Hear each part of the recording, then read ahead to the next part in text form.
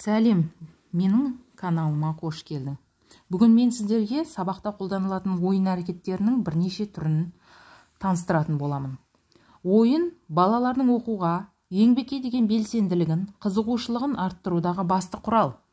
Ойынның тәрбиелік маңызын жоғары бағалай келе Макаренко былай деп жазды: бала өмірінде ойынның маңызы зор.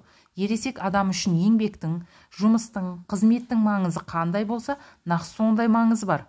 Бала ойында қандай болса, өскен соң жұмыста да көп жағынан сондай болады. Ойын балалардың даму құралы, таным көзі, тәрбиелік, дамытушылық мәнге ие. Бүгін мен сіздерге қызыл жалау ойынның бір-екі түрін көрсетемін. Сіздер оны тек дене шынықтыру сабақтарында қызыл жалау ойынын ойнатқан боларсыздар, ал бүгін осыны сабақта қолданамыз. Видеоның соңына дейін қарауды ұмытпаңыздар. Сынып оқушыларын алдымен теңдей екі топқа бөліп аламыз.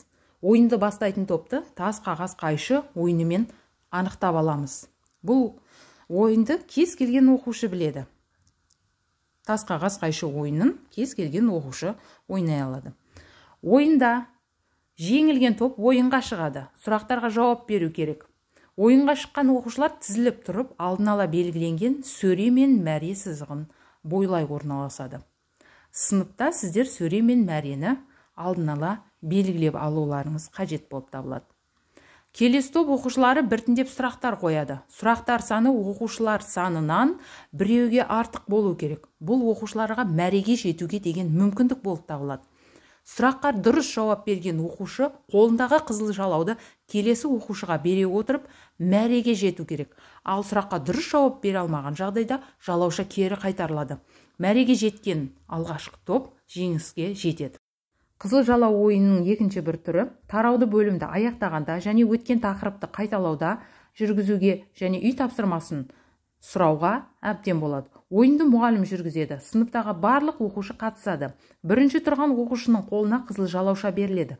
Мұғалімнің берген сұрақтарына жауап берген оқушы жалаушаны келесі оқушыға ұсына отырып ойын жалғасады.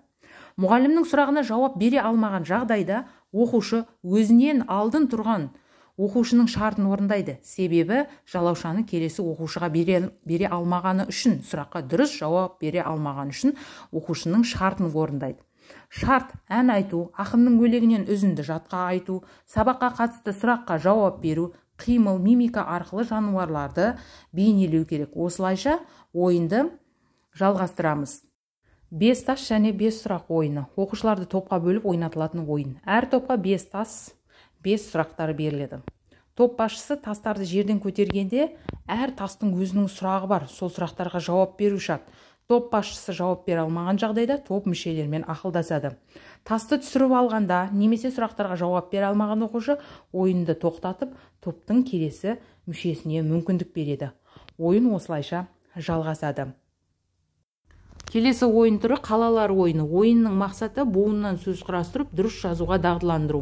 Ойынның шарты сыныпты екі топқа бөліп, тақтаға қала атауының кез келген буынын жазу. Қай топ дұрыс сөзді бірінші тапса, сол топ жеңеді. Мысалға, Қарағанды, Кент, Шымкент, Рау, Атырау деген сияқты. Осылай ойынды жалғастыра беруге болады. Келесі моншақ түзу ойыны. Ойынның мақсаты жуан, жіңішке түбірлі сөздерді қайталау және ажырата білу. Ойынның шарты қатты қағазға жуан және жіңішке түбірлі сөздерді жазамыз. Сыныпты екі топқа бөліп, қағазға жазылған сөздерді таратып береміз. Берілген уақыттан кейін әр топ бір жуан, бір жіңішке түбірлі сөздерден жіпке моншақ тізулері қажет. Қай топтың моншағы бірінші тізілсе, сол топ жеңеді. Ойын осылайша жалғаса береді. Достар, егер менің видеоларым ұнаса, маған лайк басып, тіркелуді ұмытпаңыздар және қоңыраушаны басып қойыңыздар.